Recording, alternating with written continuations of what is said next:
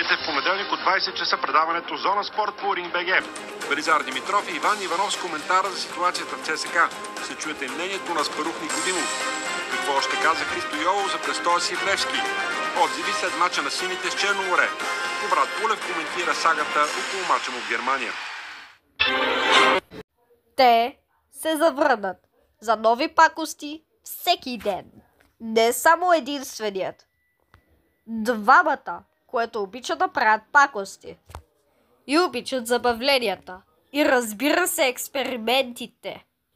Затова гледайте втория сезон на Пик Джейкъб по Voyo.bg. Voyo.bg. По всяко време.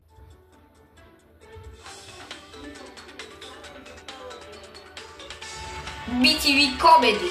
Повече от забавление. Забавните деци по BTV Comedy. За оранжите потребителски кредити. Просто ги е страх да не ги смените. Потребителски кредити от Банка ДСК с по-ниски лихви. Размер до 35 000 лева и изплащане до 10 години. Банка ДСК. Доверието е взаимно. Съставките на новия крем Здраве Бебе се справят с подсичането и кожните раздразнения, дори и под пелената на вашето бебче.